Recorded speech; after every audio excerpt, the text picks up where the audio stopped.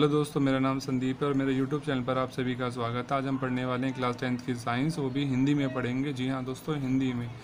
ठीक है। और मेरे चैनल पर क्लास 10th की साइंस इंग्लिश मीडियम में भी है। अगर आप चाहें तो इंग्लिश में भी पढ़ सकते हैं। यूट्यूब चैनल में जाइए और वहाँ पर प्लेलिस्ट में आपको मिलेगा क्लास 10th साइंस।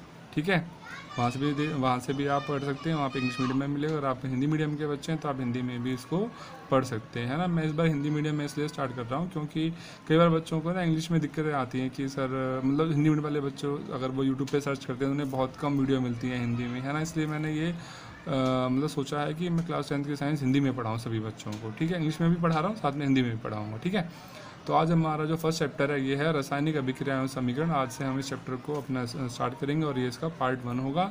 ठीक है, तो दोस्तों सबसे पहले हम समझ लेते हैं कि रासायनिक अभिक्रियाएं क्या होती हैं, है ना। तो रासायनिक अभिक्रियाओं को समझने से पहले आपको ये समझना पड़ेगा कि रासायनिक परिवर्तन क्या होते हैं। ठीक है, सबसे पहले हम बात करेंगे रासायनिक परिवर्तन की। क्या बात करेंगे? रासायनिक परिवर्तन। आपने पढ़ रखे होंगे छोटी क्लासेस में रासायनिक परिवर्तन पढ़ा होगा और एक आपने पढ़ा होगा भौतिक परिवर्तन। याद हो आप किसी को तो? एक आपने पढ़ा होगा रासायनिक परिवर्तन, एक आपने पढ़ा होगा भौतिक परिवर्तन। छोटी क्लासेस में पढ़ते हैं हम इसे, मेरे ख्याल से 6th या 7th में पढ़ते हैं। ठीक है, तो सबसे पहले हम यहाँ पर बात कर लेते हैं मतलब कि जब रासायनिक परिवर्तन, जब भौतिक परिवर्तन हमें समझ में आ जाएगा, जब भी हमें समझ आएगा कि रासायनिक अभिक्रियाएं क्या होती हैं। ठीक है, इसलिए पहले मैं परिवर्तन बता रहा हूँ, उसके बाद समझाऊंगा कि रासायनिक अभिक्रियाएं क्या होती हैं। ठीक है, तो दोस्तों रासायनिक परिवर्तन का मतलब होता है यदि किसी पदार्थ में कुछ परिवर्तन होता है और कुछ परिवर्तन होने के बाद अगर वहाँ पर एक नया पदार्थ बन जाता है। ठीक है, मान लो कोई आपके पास वस्तु है या फिर मान लिया आपके पास कोई एक पदार्थ है, उसमें कुछ परिवर्तन होता है और परिवर्तन होने के बाद वहाँ पर एक नया पदार्थ बन जाता है, तो हम ये बोलेंगे वहाँ पर क्या हो रहा है, मतलब उस पदार्थ का क्या हुआ, रासायनिक परिवर्तन हुआ। जैसे कि मान लीजिए अगर दूध है, जब दूध दही में चेंज हो जाता है, जब दूध दही में परिवर्तित हो जाता है। ठीक है, तो अब ये आप देखिए जो दही है ये क्या है, दही एक नया पदार्थ बना है यहाँ पर, है ना। देखिए भाई, दूध से जब दही बनता है तो दही क्या बना है, कि ये नया पदार्थ बन रहा है, क्योंकि दही के जो गुण है वो दूध से क्या होंगे, वो तो पूरी तरीके से इसके जो गुण है वो इससे अलग होंगे। इसका मतलब दही क्या है, एक नया पदार्थ बना है ना। तो जब किसी एक पदार्थ से जब एक नया पदार्थ बनता है तो हम ये कहेंगे यहाँ पर रासायनिक परिवर्तन हुआ है। ठीक है, इसके और भी एग्जाम्पल हैं, जैसे कि आप ये देख लीजिए, अगर मान लीजिए लोहे पर जंग लगना, अगर लोहे पर जंग लग रहा है ना, लोहे पर जंग लगना आपने देखा है। जब लोहे पर जब जंग लगता है तो अगर आप उस लोहे के ऊपर हाथ फेरोगे तो क्या मिलेगा आपको, एक भूरे रंग का क्या मिलता है, भूरे रंग का आपको पाउडर सा मिलता है ना उसके ऊपर, लोहे के ऊपर। बताओ कि जो भूरे रंग का जो पाउडर या फिर जो भूरे रंग का जो चूर्ण मिल रहा है, क्या उससे अब देखो ये जो चूर्ण मिला आपको, मतलब लोहे के ऊपर जो भूरे रंग का ये जो चूर्ण है, ये एक नया पदार्थ बना ना, लोहे से अलग एक नया पदार्थ बन गया। ठीक है, तो यहाँ पर भी क्या हुआ, रासायनिक परिवर्तन हुआ। ठीक है, कहने का मतलब ये, जब किसी भी पदार्थ से एक नया पदार्थ बन जाता है तो ये बोलेंगे वहाँ पर रासायनिक परिवर्तन हो रहा है। ठीक है, जैसे मैंने बताया दूध से दही बनेगा। ठीक है, और जैसे बताया लोहे पे अगर जंग लगेगा तो लोहे पर क्या लोहा क्या बन जाता है, वो भूरे रंग के चूर्ण में चेंज हो जाता है ना। अगर आप छुओगे तो आपके हाथ में महसूस होता है। ठीक है, अब एक बात ध्यान दीजिए यहाँ पर, जैसे दूध से तो दही बन गया, क्या दही से वापस दूध बन सकता है? नहीं बन सकता ना, नहीं बन सकता, है ना। मतलब जो दही है वो अपनी मूल अवस्था में वापस नहीं आ सकता है। दूध क्या है, वो ये दूध जो है ये पदार्थ की मूल अवस्था है। अब देखिए दूध से दही तो बन सकता है, लेकिन दही से क्या वापस दूध बन सकता है? नहीं बन सकता। मतलब पदार्थ जो है वो अपनी मूल अवस्था में वापस नहीं आ सकता। ठीक है, तो रासायनिक परिवर्तन में ये बात ध्यान रखनी है आपको, जो पदार्थ होता है वो अपनी मूल अवस्था में वापस नहीं आ सकता। मतलब दूध से दही बन गया, दही से वापस दूध नहीं बन सकता। उसी तरीके से देखिए, अगर लोहे पर जब जंग लग रहा है तो लोहे से क्या बन जाएगा, एक भूरे रंग का एक चूर्ण बन गया। क्या चूर्ण से फिर से लोहा बनाया जा सकता है? नहीं बनाया जा सकता है। तो ये भी एक प्रकार का रासायनिक परिवर्तन है ना। जबकि भौतिक परिवर्तन में ऐसा नहीं होता। यहाँ पर क्या होता है, मान लीजिए पानी है आपके पास, पानी को जब आप उसमें रख दें, फ्रिज में रख दें, तो इससे क्या बन जाएगा, इससे बर्फ़ बन जाएगा? ठीक है। अब क्या देखिए, पानी से बर्फ़ बन गया। अब अगर बर्फ़ को बाहर निकालें तो फिर से क्या बनेगा, इससे पानी, है ना। तो हमें क्या देख रहे हैं, पानी से बर्फ़ बन सकता है, बर्फ़ से वापस पानी बन सकता है, ठीक है। तो ये किस में ये आएगा, भौतिक परिवर्तन में, ठीक है। मतलब भौतिक का मतलब होता है कि ना जो गुण होते हैं, मतलब किसी भी पदार्थ के जो भौतिक गुण है, मतलब उसके जो दिखने वाले गुण है, सिर्फ उन्हीं में परिवर्तन हो रहा है, पर उसके अंदर कोई भी उसके जो रासायनिक गुण है उनमें कोई परिवर्तन नहीं आ रहा है ना। इसका मतलब ये है, जो जैसे पानी से बर्फ़ बना तो बर्फ़ से वापस पानी बन सकता है, लेकिन इसके जो पानी का जो रासायनिक गुण है उसमें कोई परिवर्तन नहीं आएगा भाई, ठीक है ना। तो यहाँ पर रासायनिक गुण में परिवर्तन नहीं आएगा, रासायनिक जो गुण होगा उसमें कोई भी परिवर्तन नहीं आता इसके अंदर, ठीक है। पानी से बर्फ़ बन जाएगा, बर्फ़ से वापस पानी बन सकता है, तो ये प्रकार मतलब, लेकिन पानी का जो रासायनिक गुण है उसमें कोई परिवर्तन आया नहीं आया। जैसे पानी का सूत्र क्या था भाई, पानी सूत्र क्या होता है, H2O होता है। और बर्फ़ का भी सूत्र क्या होगा, इसका भी सूत्र H2O ही रहेगा। तो क्या बताओ, दोनों के सूत्र में कोई परिवर्तन आया नहीं आया ना परिवर्तन, इसलिए ये क्या भौतिक परिवर्तन है इसमें से, ठीक है। मतलब देखने में उसकी जो दिखावट है बस उसमें परिवर्तन आया है, लेकिन उसके जो रासायनिक गुण है, जो उसका जो रासायनिक सूत्र है उसमें कोई परिवर्तन नहीं आया। लेकिन जो रासायनिक परिवर्तन होता है, यहाँ पर जो पदार्थ होता है वो पूर्णतः एक नए पदार्थ में परिवर्तित हो जाता है, और जो नया पदार्थ है वो अपनी मूल अवस्था में वापस नहीं आ सकता, ठीक है। आई बात समझ में, ठीक। तो इसे हम क्या बोलते हैं, इसे बोलते हैं रासायनिक परिवर्तन बोलते हैं, ठीक है। और भी इसे एग्जाम्पल है, मान लीजिए कागज़ है, अगर कागज़ का दहन हो रहा है, कागज़ का दहन समझते हैं, अगर कागज़ को हम जलाते हैं तो जलने को हम विज्ञान की भाषा में दहन कहेंगे। कागज़ का दहन होगा, जब कागज़ को जलाएंगे तो यहाँ पर क्या बन जाएगा, एक काले रंग का मतलब एक वो मिल जाएगा पाउडर या फिर चूर्ण मिल जाएगा। क्या बताओ, चूर्ण से फिर से वो बन सकता है, मतलब फिर से आपका जो कागज़ है वो बन सकता है, नहीं बनाया जा सकता। इसलिए ये भी एक प्रकार का क्या रासायनिक परिवर्तन है, ठीक है। मतलब किसी भी चीज़ का जब दहन होगा, जब कोई चीज़ जलती है तो उसका रासायनिक परिवर्तन होता है, ठीक है। और जब कहीं भी जब रासायनिक परिवर्तन होता है तो हम ये बोल सकते हैं रासायनिक अभिक्रिया होगी, ठीक है। जैसे चैप्टर का नाम लिखा ना, रासायनिक अभिक्रिया, तो मैं आपको यही समझाने की कोशिश कर रहा हूँ ये क्या होता है। इसको समझने के लिए सबसे पहले आपको रासायनिक परिवर्तन समझना पड़ेगा, ठीक है। इसलिए अब मैं आपसे ये कहता हूँ कि जब रासायनिक परिवर्तन होता है या फिर जहाँ पर रासायनिक परिवर्तन होता है तो हम ये कह सकते हैं वहाँ पर रासायनिक अभिक्रिया हो रही है, ठीक है। जिस जगह पर रासायनिक परिवर्तन होगा तो हम ये बोल सकते हैं कि वहाँ पर रासायनिक अभिक्रिया हो रही है, ठीक है। आई बात समझ में। अब चलते हैं अपनी बुक में, चलते हैं एनसीईआरटी बुक में, उसमें थोड़ा सा अच्छे से पढ़ते हैं, ठीक है। देखिए दोस्तों, जैसे यहाँ पे लिखा हुआ है ना, गर्मियों में कमरे के ताप पर दूध को अगर खुला छोड़ दिया जाता है तो क्या होता है। आपने देखा, अगर गर्मियों में हम क्या करें, दूध को खुले में रख दें, फ्रिज में ना रखें, तो क्या होता है, दूध क्या होता है, धीरे धीरे जब दूध जब खराब होने लग जाता है तो इसका मतलब क्या हो रहा है, दूध के अंदर रासायनिक परिवर्तन हो रहे हैं। और जब रासायनिक परिवर्तन होंगे तो ये कहेंगे यहाँ पर रासायनिक अभिक्रिया हो रही है, ठीक है।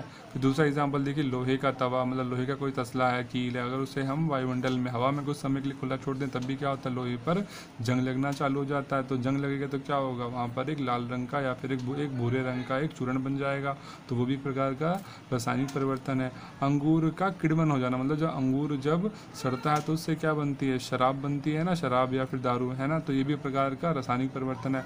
भोजन पकाया जाता है, आपने देखा होगा, हम जो सब्जियां वगैरह काटते हैं, जब सब्जियां जब हम भोजन बनाते हैं तो सब्जियों को जब पकाया जाता है तो आप ये सोचो, जो पकी हुई सब्जियां जो सब्जी बन चुकी है, खाने के लायक हो चुकी है, क्या उससे वापस जो कच्ची सब्जियां क्या हमें मिल सकती हैं, नहीं मिल सकती ना। तो ये भी प्रकार का क्या रासायनिक परिवर्तन है, ठीक है। और फिर अगला पॉइंट है, हमारा शरीर भोजन को पचा लेता है, ठीक है। अब और अगला पॉइंट, उसके बाद नेक्स्ट है, हम सांस लेते हैं, ठीक है। ये दोनों भी क्या है, ये दोनों भी रासायनिक परिवर्तन है, ठीक है। अब ये दोनों कैसे हैं, मतलब इनको जो मैं इस चैप्टर के आगे हम इसके बारे में पढ़ेंगे, ठीक है। अभी तो बस मैंने यहाँ 4 पॉइंट तक बताया, इन दोनों पॉइंट्स को मैं आगे चैप्टर में वहाँ पर इसको अच्छे से आपको समझा दूंगा जब ये पॉइंट आगे आएंगे, ठीक है। तो अब देखिए, यहाँ पर हमने बात करी इन सभी परिस्थितियों से प्रारंभिक वस्तु की प्रकृति तथा पहचान कुछ ना कुछ बदल जाती है ना। वस्तु की जो प्रकृति होती है उसकी जो पहचान कुछ ना कुछ बदल जाती है। पदार्थ के भौतिक तथा रासायनिक परिवर्तनों के बारे में हम पिछली कक्षाओं में पढ़ चुके हैं, जैसा कि मैंने अभी आपको बताया था, ठीक है। तो मैंने क्या बताया, जब कोई भी रासायनिक परिवर्तन होता है तो हम कह सकते हैं कि रासायनिक अभिक्रिया हो, ये है इंपॉर्टेंट लाइन, है ना। यही हम पढ़ रहे थे ना कि रासायनिक अभिक्रिया क्या होती, तो यहाँ पर यही लिखा हुआ, जब कोई रासायनिक परिवर्तन होता है तो हम कह सकते हैं कि एक रासायनिक अभिक्रिया हुई है, ठीक है। आगे होगी आपको बात समझ में, ठीक है। अब यहाँ पर एक क्रियाकलाप दिया गया है, इस क्रियाकलाप को भी हम जरा समझ लेते हैं। तो फ्रेंड तो दोस्तों यहाँ पर जो क्रियाकलाप 1.1 दे रखा है, इसमें क्या करना है हमने यहाँ पर देखिए, सबसे पहले लगभग 3 से 4 सेंटीमीटर लंबा मैग्नीशियम का क्या लेना है, एक रिबन लेना है, उसको रेगमाल से रगड़कर साफ कर लेना है। ठीक है, हमने क्या किया, एक हमने क्या लिया, मैग्नीशियम धातु का एक रिबन ले लिया। रिबन हिंदी में क्या बोलते हैं, फीता बोलते हैं, फीता। ठीक है, तो हमने मैग्नीशियम धातु का एक फीता ले लिया, उसको पहले हम क्या कर रहे हैं, रेगमाल से साफ़ कर रहे हैं। ठीक है, अब क्वेश्चन आता है भाई उस मैग्नीशियम रिबन को हम रेगमाल से साफ़ क्यों करते हैं, ये इंपॉर्टेंट क्वेश्चन है। ये बोर्ड में कई बार पूछा जा चुका है कि रेगमाल को जलाने से पहले साफ़ क्यों किया जाता है। ठीक है, तो ये बता रहा हूँ मैं आपको, जो मैग्नीशियम होता है ना, मैग्नीशियम का जो धातु होती है, इसके ऊपर मैग्नीशियम ऑक्साइड MgO को बोलेंगे, Mg से बनता है भाई मैग्नीशियम, O से हो जाएगा ऑक्साइड। ठीक है, तो जो मैग्नीशियम धातु होती है उसके ऊपर क्या होता है, मैग्नीशियम जैसे वो ऑक्सीजन के संपर्क में आती है तो उसके ऊपर मैग्नीशियम ऑक्साइड की एक परत जमा हो जाती है। ठीक है, तो जब हम इसको जलाने की कोशिश करेंगे तो ये जो परत क्या करेगी, उस मैग्नीशियम को जलने से रोकेगी। ठीक है, मैंने क्या बताया कि जो मैग्नीशियम रिबन है, जैसे ही वो वायु के संपर्क में आएगा तो उसके ऊपर मैग्नीशियम ऑक्साइड की एक परत जमा हो जाती है, जो उस मैग्नीशियम को जलने से रोकती है। इसीलिए रेगमाल से रगड़ के पहले इस मैग्नीशियम ऑक्साइड की परत को साफ किया जाता है, ताकि जो मैग्नीशियम धातु है वो आसानी से जल सके। ठीक है, आगे बात समझ में, बहुत ही इंपॉर्टेंट लाइन बताई मैंने, आपको हमेशा याद रखना, ये इसमें आपकी बुक में क्वेश्चन भी है। ठीक है, ठीक। अब हम यहाँ पे क्या देख रहे हैं, हमने यहाँ पर इस चिमटे की सहायता से यहाँ पर हमने मैग्नीशियम रिबन को पकड़ रखा है। जब हम इस चिमटे की सहायता, ठीक है, और यहाँ पर क्या लिया हमने, यहाँ पे लिया हमने बर्नर। जब बर्नर की सहायता से जब इस मैग्नीशियम रिबन को हम जला रहे हैं तो यहाँ पर सफ़ेद रंग का क्या मिल रहा है, चूर्ण मिल रहा है। ध्यान से देखिएगा, इसमें है ना, बुक में, आपकी बुक में बना हुआ है, यहाँ पर सफ़ेद रंग का क्या मिल रहा है, चूर्ण मिल रहा है। ठीक है, अब यहाँ पे देखिए, जब इस मैग्नीशियम धातु को, जब मैग्नीशियम रिबन को हम जलाते हैं तो यहाँ पर सफ़ेद रंग की काफ़ी तेज़ी से रोशनी निकलती है और ये जो मैग्नीशियम धातु सफ़ेद रंग के चूर्ण में चेंज हो जाता है। ठीक है, मतलब सफ़ेद रंग के चूर्ण में परिवर्तित हो जाता है। ठीक, जब ये मैग्नीशियम रिबन सफ़ेद रंग के चूर्ण में जब परिवर्तित हो गया है, सफ़ेद रंग के चूर्ण को हम बोलते हैं मैग्नीशियम ऑक्साइड। ठीक है, जो सफ़ेद रंग का चूर्ण है जो यहाँ पे आया ना आपके पास, इसका चूर्ण का नाम है मैग्नीशियम ऑक्साइड नाम है। ठीक है, एक बात बच्चों हमेशा याद रखना, जब किसी भी पदार्थ का दहन किया जाएगा, दहन का मतलब होता है किसी भी पदार्थ को जब हम जलाते हैं तो उसे विज्ञान की भाषा में दहन बोलते हैं। जब किसी भी पदार्थ का दहन किया जाएगा, इसका मतलब ये होगा उस पदार्थ की जो अभिक्रिया है वो ऑक्सीजन के साथ होगी, मतलब उस पदार्थ में ऑक्सीजन ऐड हो जाएगी, उस पदार्थ के साथ ऑक्सीजन जुड़ जाएगी। ठीक है, आगे बात समझ में, तो चलते हैं हम आगे। अच्छा हाँ, एक चीज़ और देखिए, यहाँ पर ये सफ़ेद रंग का क्या मिला, चूर्ण मिला। अब क्या एक बात देखिए, क्या चूर्ण से वापस हमें ये जो मैग्नीशियम रिबन है क्या मिल सकता है, नहीं मिल सकता है ना। तो यहाँ पर भी क्या हो रहा है, रासायनिक अभिक्रिया हो रही कि नहीं हो रही, हो रही है ना। ठीक है, अब चलते हैं हम आगे फिर। ठीक है, अब देखते हैं, आपने देखा होगा कि चमकदार श्वेत लौ के साथ मैग्नीशियम रिबन का दहन होता है ना। मैंने बताया जब मैग्नीशियम रिबन को जलाते हैं तो वहाँ पर क्या होता है, सफ़ेद रंग की रोशनी निकलती है और इस सफ़ेद रंग के चूर्ण में चेंज हो जाता है। ठीक है, यह मैग्नीशियम ऑक्साइड का चूर्ण होता है। वायु में उपस्थित ऑक्सीजन तथा मैग्नीशियम के बीच होने वाली अभिक्रिया के कारण यह बनता है। ठीक है, ये बात मैंने आपको पीछे समझा दी। ठीक है, अब हम यहाँ पर जो क्रियाकलाप 1.3 दे रखा है इसको देखते हैं, ये इंपॉर्टेंट है। ठीक है, थोड़ा इस पर ध्यान देते हैं। हमने क्या करा है, एक शंकुआकार, ये देख रहे हैं आप, इसे शंकु के आकार की फ्लास्क बोलते हैं। ये जो फ्लास्क देख रहे हैं आप, इसे शंकुआकार फ्लास्क बोलते हैं। इसके अंदर हम थोड़ा सा इसमें मैंने थोड़ा सा जिंक डाल दिया। जिंक को हिंदी में बोलते हैं जस्ता धातु। इस धातु के छोटे छोटे टुकड़े डाल दिए। यहाँ आप देख रहे हैं कुछ छोटे छोटे से आपको ये टुकड़े दिखाई दे रहे हैं। ये कौन सी धातु के हैं, जस्ता या फिर जिंक धातु के टुकड़े हैं। ठीक है, इसके अंदर हमने फिर ऊपर से क्या डाल दिया, सल्फ्यूरिक अम्ल। अम्ल मतलब एसिड जिसे बोलते हैं, अम्ल। ठीक है, सल्फ्यूरिक अम्ल का सूत्र क्या होता है, सूत्र होता है H2SO4। ठीक है, अम्ल बेटा आप पूरी बुक के अंदर ना तीन टाइप के अम्ल पढ़ेंगे। एक तो आप पढ़ेंगे H2SO4, ये इसको बोलते हैं हम सल्फ्यूरिक अम्ल बोलते हैं।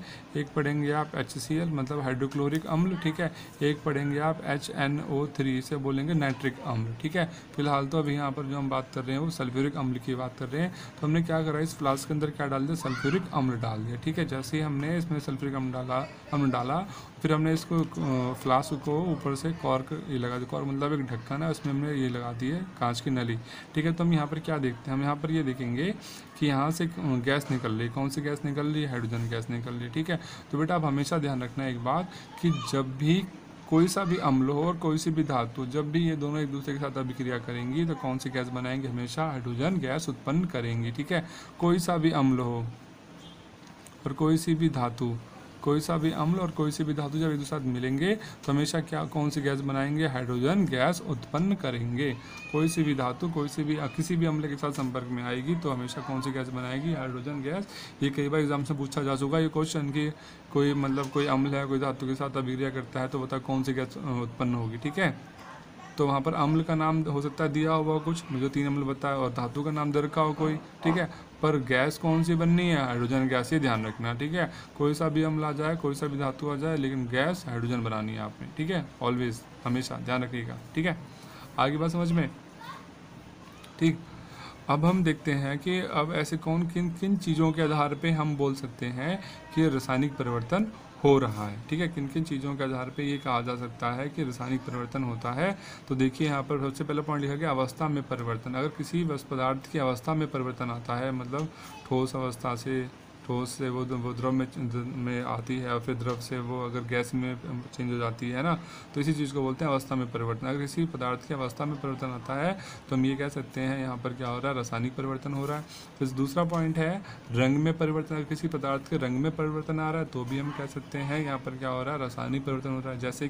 जैसे आम की बात करें, आम जो होता है कच्चा आम कौन से रंग का होता है, हरे रंग का होता है, मालूम है ना भाई, कच्चा आम हरे रंग का होता है और पका हुआ आम कौन से रंग का होता है, पीले रंग का होता है नहीं होता।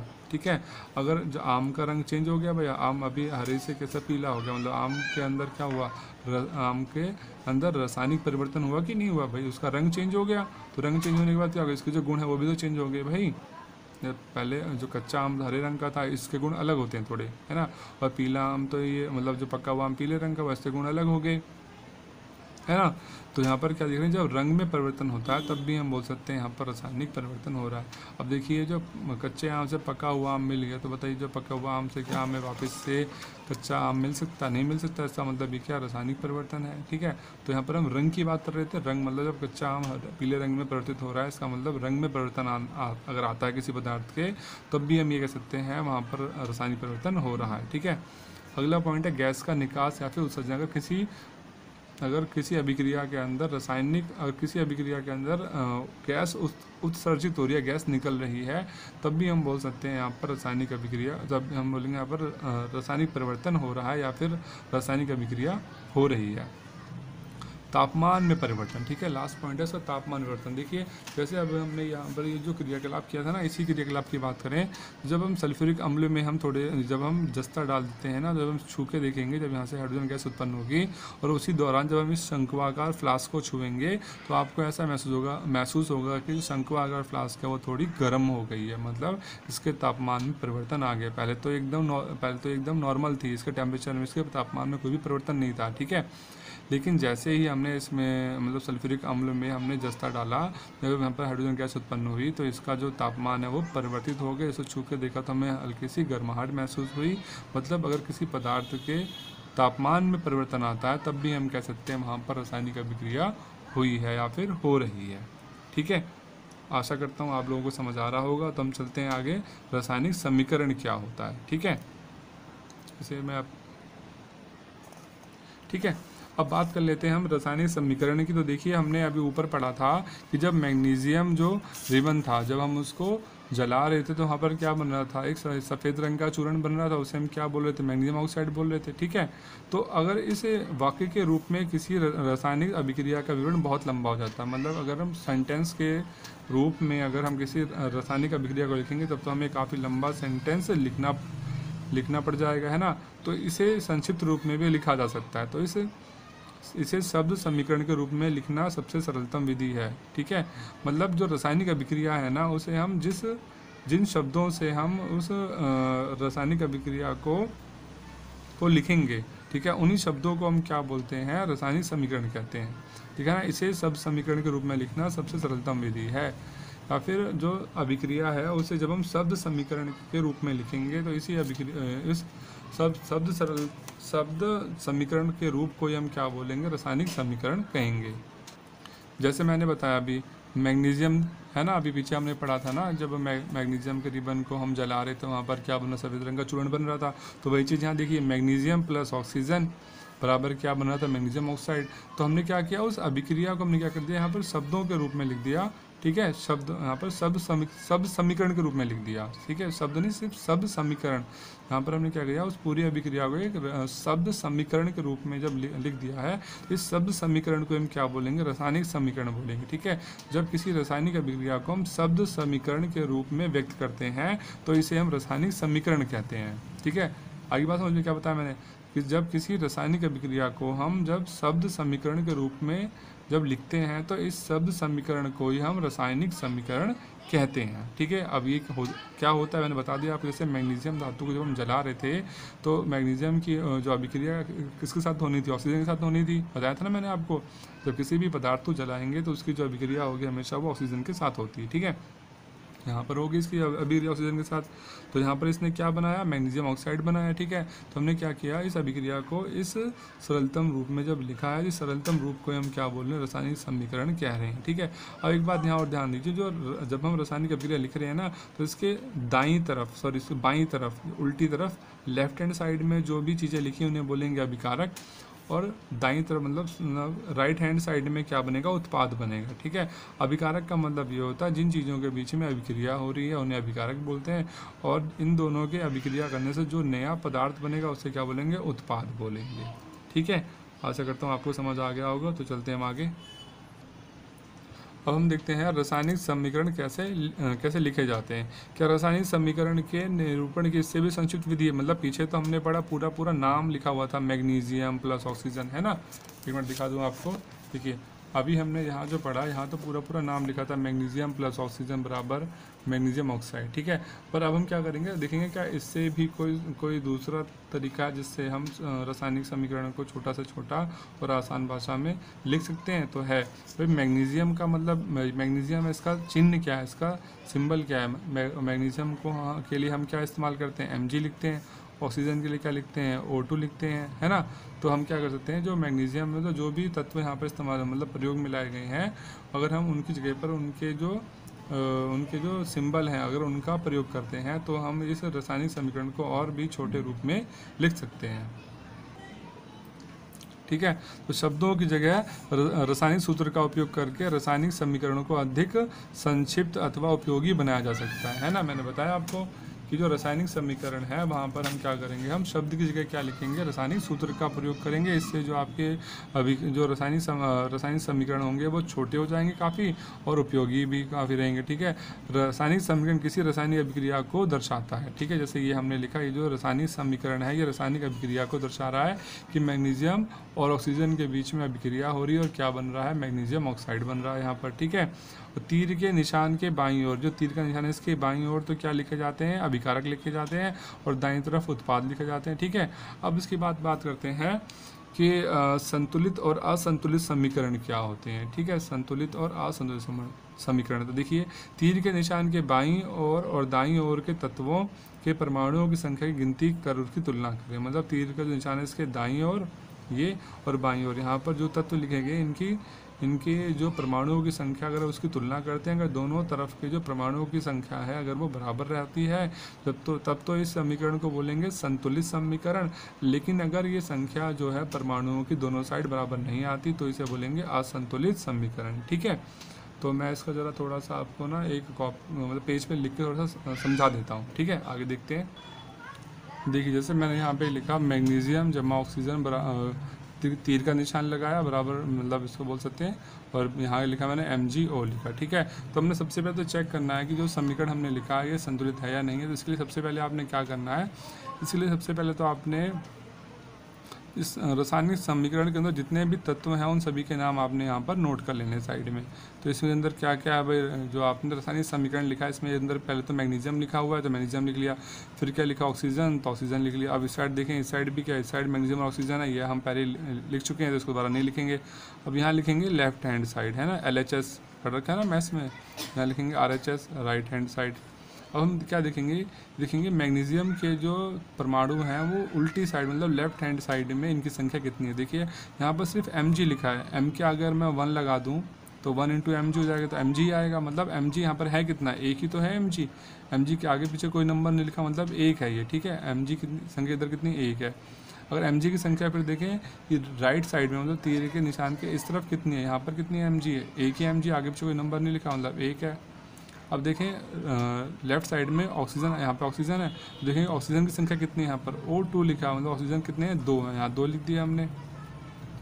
अब देखें ऑक्सीजन की संख्या इधर कितनी है, राइट साइड में, इधर कितना है, एक है, कुछ नहीं लिखा तो एक है, ठीक है। तो हम क्या देख रहे हैं, अब ये बताइए कि देखें अगर जो आपके पास रासायनिक समीकरण दिया हुआ है, तो इसके जो तत्वों की संख्या है दाईं तरफ और बाईं तरफ, क्या संख्या इनकी समान है। तो देखिए मैग्नीशियम तो दोनों साइड बराबर है, और जो ऑक्सीजन है वो दोनों साइड बराबर नहीं है।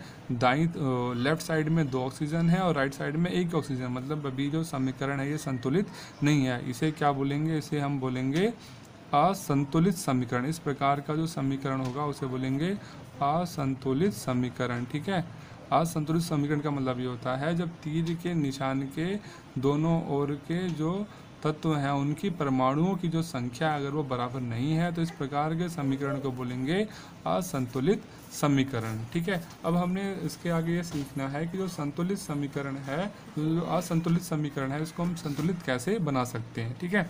अब हम ये सीखेंगे कि किसी भी असंतुलित समीकरण को हम संतुलित कैसे बना सकते हैं, ठीक है। तो हम अब यहाँ देखेंगे किसी भी असंतुलित समीकरण को कैसे संतुलित करेंगे, ठीक है।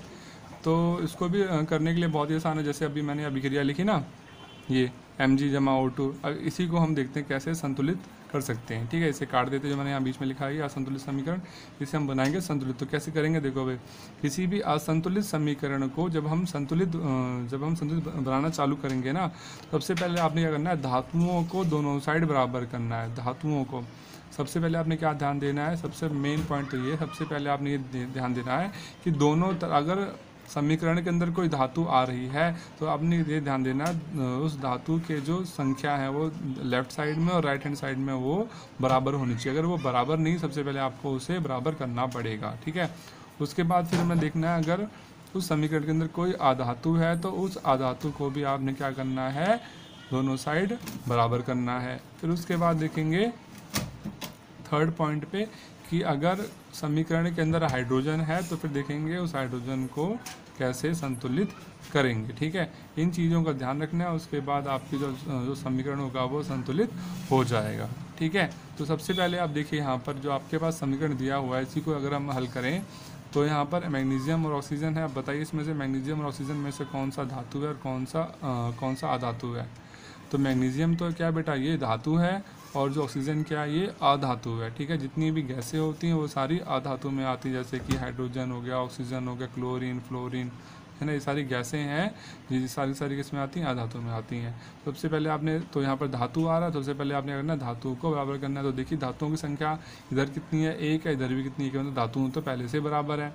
फिर क्या देखेंगे, अगर धातु बराबर है तो फिर क्या चेक करेंगे, देखेंगे कि अगर समीकरण के अंदर आधातु है तो देखो कि वो बराबर है या नहीं। अगर बराबर नहीं है तो उसको बराबर करने का काम करेंगे। देखें यहाँ पर ऑक्सीजन क्या है, ऑक्सीजन है यहाँ पर एक आधातु है, ऑक्सीजन की संख्या कितनी है, इधर 2 है, इधर कितनी, 1 है, तो ऑक्सीजन दोनों साइड बराबर नहीं है। तो यहाँ पर 2 है, यहाँ पर 1 है, तो हमें इसे बराबर करना पड़ेगा। बराबर करने के लिए हमेशा इसमें समीकरण में हम सिर्फ मल्टीप्लाई ही कर सकते हैं। इसमें ना तो कोई जोड़ना है, ना इसमें से हम जोड़ सकते हैं, ना इसमें हम कुछ माइनस कर सकते हैं। इसमें हमेशा बस मल्टीप्लाई ही करना पड़ेगा, ठीक है। इधर 2 है, इधर भी 2 होना चाहिए ना, फिर 1 को 2 बनाने के लिए हम क्या कर सकते हैं, इसमें 2 से गुना कर दें, तो हमने यहाँ पर 2 से गुना कर दिया 1 को, ठीक है, मतलब 2 से 1 को गुना किया। अब ये जो एक ऑक्सीजन थी वो कहाँ लग रही है, यहाँ लग रही है, मतलब इस ऑक्सीजन को भी 2 से गुना करना पड़ेगा। यहाँ पे गुना किया तो यहाँ भी गुना करना पड़ेगा ना, जब तो 2 ऑक्सीजन होगी इधर, ठीक है, मतलब हमने यहाँ पर 2 से गुना कर दिया। अब आप कहें सर हमने यहाँ पर 2 क्यों लगाया, क्योंकि भाई ये पूरा का पूरा एक साथ मल्टीप्लाई में, अगर आप यहाँ 2 लगाएं या यहाँ कहीं भी लगाएं, मतलब 2 इन सब के साथ मल्टीप्लाई होगा, ठीक है। 2 हमने यहाँ लगा दिया तो ये हो गया 2।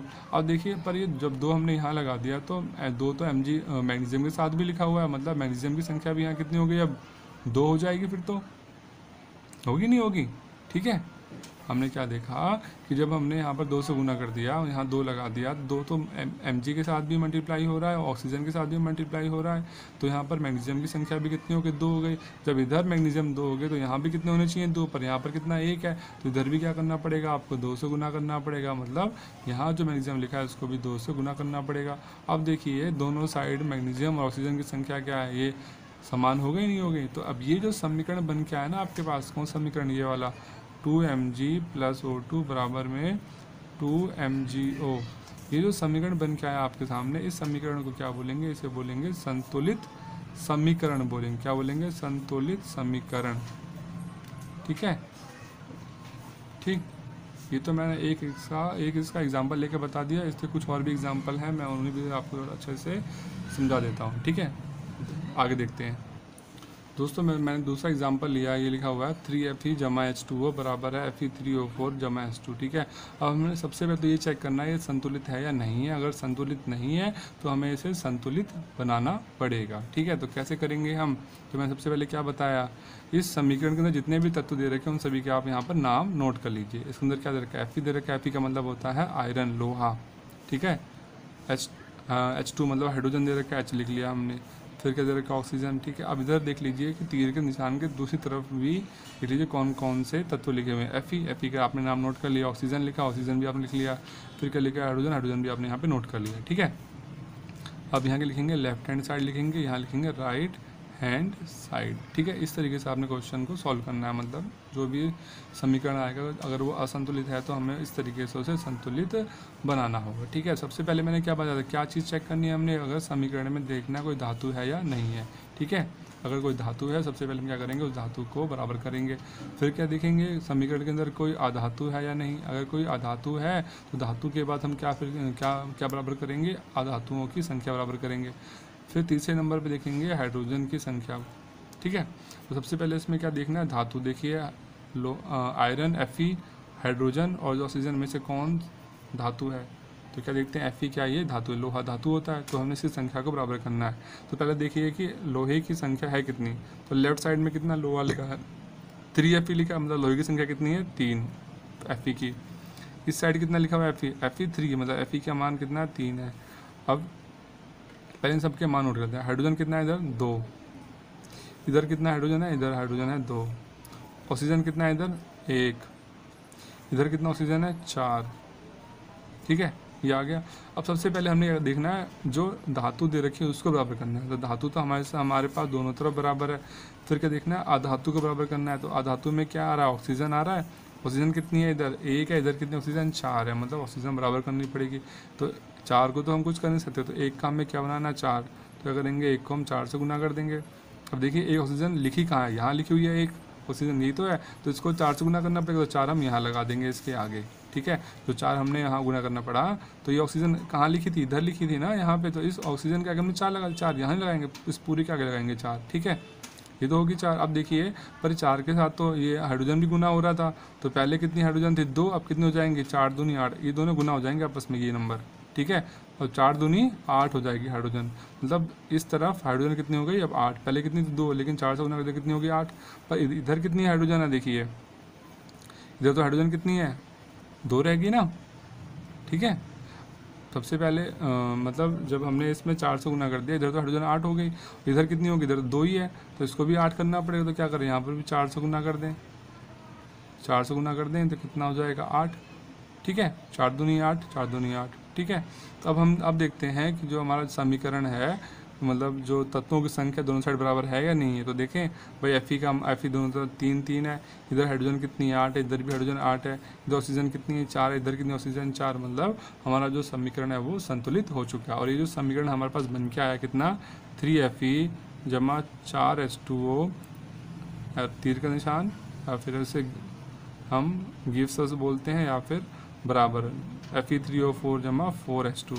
अब ये जो समीकरण बन के आया, इस समीकरण को क्या बोलेंगे, ये है आपके पास संतुलित समीकरण। ठीक है, इससे पहले जो ऊपर दे रखा था पहले वो था असंतुलित। अब हमने इसको जब मतलब हल कर लिया, हल करने के बाद ये जो समीकरण बन के आया इसे बोलेंगे क्या, हम संतुलित समीकरण कहेंगे। ठीक है, अगर आपको ये समझ नहीं आया ना, मैंने जैसे दो जो उदाहरण दिए हैं, एक तो मैग्नीशियम वाला दिया, दूसरा ये उदाहरण, आप इन वीडियो को फिर से एक बार बैक करके देखना, आपको समझ में आ जाएंगे। ठीक है, हमेशा ये बात ध्यान रखनी, सबसे पहले आपने धातुओं को बराबर करना है, उसके बाद अधातु को, उसके बाद फिर हाइड्रोजन को बराबर करना है। ठीक है, यही नियम चलता रहेगा, और जब तक ये सारी चीज़ें बराबर ना हो जाए आप इन्हें बराबर करते रहेंगे, और फिर बराबर करने के बाद जो समीकरण बन के आएगा आपके सामने, उसे हम बोलेंगे संतुलित समीकरण। अब यहाँ पे कुछ आगे देख लेते हैं, भौतिक अवस्थाओं के संकेत लिखना। मतलब जो भौतिक, जैसे आपने कोई अभिक्रिया कहीं लिखी देखी होगी, जैसे ये अभिक्रिया देख रहे हैं आप यहाँ पे लिखी हुई है ये वाली, तो यहाँ पे देख रहे हैं Fe के आगे बीच में ब्रैकेट में क्या लिखा है, S लिखा हुआ है, जल H2O के आगे G लिखा हुआ है, इसके आगे S लिखा है, फिर यहाँ पे इसका मतलब क्या है। ठीक है, इसे बोलते संकेत लिखे हुए हैं। ठीक है, तो एग्जाम में कई बार पूछा जाता है कि भौतिक अवस्था मतलब जो किसी भी रासायनिक अभिक्रिया में जो भौतिक अवस्थाओं के संकेत क्यों लिखे जाते हैं। ठीक है, एग्जाम्स में क्वेश्चन पूछा जा चुका है। ठीक है, तो इसका कारण क्या, देखिए, रासायनिक समीकरण को अधिक सूचनापूर्ण बनाने के लिए अभिकारकों तथा उत्पादों के रासायनिक सूत्र के साथ उनकी भौतिक अवस्था को भी दर्शाया जाता है। ठीक है, मतलब ये जो हमने रासायनिक सूत्र लिखा ना, इससे इसको अधिक सूचनापूर्ण बनाने के मतलब इससे हमें ज़्यादा से ज़्यादा जानकारी मिल सके, इसलिए जितने भी अभिकारक हैं और जो उत्पाद हैं उनके साथ क्या लिखा जाता है, उनकी भौतिक अवस्था के बारे में भी लिखा जाता है कि ये जो तत्व हैं वो किस अवस्था में, मतलब Fe ये ऐसा आगे एस का मतलब होता है सॉलिड, मतलब ठोस, मतलब लोहा कौन सी अवस्था में, ठोस अवस्था में था। यहाँ पर जल कौन सी अवस्था में, गैस, है ना, जी से मतलब गैस, मतलब जल जो है अभी वो गैस की अवस्था में था। ठीक है, जब इन दोनों की अभिक्रिया हुई तो यहाँ पर क्या बना, Fe3O4, ये ठोस अवस्था में बना, और जल, और यहाँ से क्या निकल गई, हाइड्रोजन गैस निकल गई। ठीक है, तो क्वेश्चन ये पूछा जाता है कि रासायनिक अभिक्रियाओं में भौतिक अवस्थाओं के संकेत क्यों लिखे जाते हैं, जिसका आंसर ये आएगा, रासायनिक समीकरण को अधिक सूचनापूर्ण बनाने के लिए अभिकारक तथा उत्पादों के रासायनिक सूत्र के साथ साथ उनकी भौतिक अवस्था को भी दर्शाया जाता है। जैसे ही लिखा ना, जैसे कि गैस, द्रव, जलीय तथा ठोस अवस्थाओं के लिए गैस के लिए G लिखेंगे, द्रव के लिए L लिखेंगे, जलीय के लिए क्या लिखेंगे, AQ मतलब पानी में घुला हुआ। ठीक है, और ठोस के लिए क्या लिखेंगे, S लिखेंगे। ठीक है, ये है, आगे बात समझ में। अब चलते हैं हम आगे, फिर आगे देख लेते हैं। प्रायः हर रासायनिक समीकरण में भौतिक अवस्था को शामिल नहीं किया जाता है जब तक कि यह आवश्यक ना हो। कभी कभी अभिक्रियाओं की परिस्थितियां जैसे कि ताप, दाब, उत्प्रेरक आदि को भी तीर के निशान के ऊपर या नीचे दर्शाया जाता है। ठीक है, जैसे कि अभिक्रिया दी हुई है नीचे यहाँ पर, ये अभिक्रिया दिख रही है, इंपॉर्टेंट अभिक्रिया, ये आप चैप्टर नंबर जब 6 पढ़ेंगे ना उसमें भी पढ़ेंगे। ठीक है, ये अभिक्रिया हमारे शरीर के अंदर होती है, सॉरी जो पेड़ पौधों के अंदर होती है। ठीक है, आपको पता है ना, जो पेड़ पौधों के जब पेड़ पौधे जब सूर्य का जब वो प्रकाश लेते हैं तो उनके अंदर कौन सी अभिक्रिया होती है, प्रकाश संश्लेषण होती है। ठीक है, तो उसी अभिक्रिया को यहाँ पर ये लिखा गया है। ठीक है, चलिए गया, देखो आपको पता है ना, जो हरे पौधे होते हैं वो क्या करते हैं, सूर्य का प्रकाश लेते हैं, और वायुमंडल से क्या लेते हैं, कार्बन डाइऑक्साइड लेते हैं, और ज़मीन से क्या लेते हैं, जल लेते हैं, है ना। तो वही लिखा यहाँ पे, कार्बन डाइऑक्साइड जमा जल, और सूर्य का जो तीर के निशान पे हम क्या लिख देंगे, सूर्य का प्रकाश लेते हैं। और पत्तियों में क्या होता है, पौधों की पत्तियों में क्लोरोफिल होता है, उस क्लोरोफिल की सहायता से वो सूर्य के प्रकाश को सोखते हैं, और फिर वो क्या बनाते हैं, अपने लिए ग्लूकोज बनाते हैं। ग्लूकोज क्या होता है, पौधों का भोजन होता है। ठीक है, सूत्र क्या है इसका सूत्र याद करना है आपने ग्लूकोज का, C6H12O6, ये ग्लूकोज का सूत्र है, ये आपने याद करना है, पेपर में कई बार पूछा जा चुका है। ठीक है, ग्लूकोज का सूत्र क्या है, तो C6H12O6। ठीक है, प्लस क्या बनता है, ऑक्सीजन बनता है, प्लस यहाँ पर जल बनता है। ठीक है, आगे बात समझ में। अब हम चलते हैं फिर आगे। अच्छा दोस्तों, वैसे ये वीडियो आधे घंटे से ऊपर की हो चुकी है, इसलिए आज की वीडियो बस यहीं तक। और अगर आपको मेरी वीडियो अच्छी लगी तो वीडियो को लाइक कीजिए, शेयर कीजिए, और मेरे चैनल को सब्सक्राइब कीजिए। और अगर वीडियो में कुछ भी डाउट वगैरह है तो भी मेरी वीडियो के नीचे कमेंट कीजिए। और अगर आपको मेरी वीडियो अच्छी लगी, जब भी मेरी वीडियो के नीचे आप कमेंट कीजिए। ठीक है, मतलब जैसा भी आपको लगा पढ़ के, तो आप मेरी वीडियो के नीचे कमेंट कर दीजिए, और वीडियो को लाइक कर दीजिए, शेयर कीजिए, और चैनल को सब्सक्राइब कीजिए। मिलते हैं फिर अपनी नेक्स्ट क्लास में।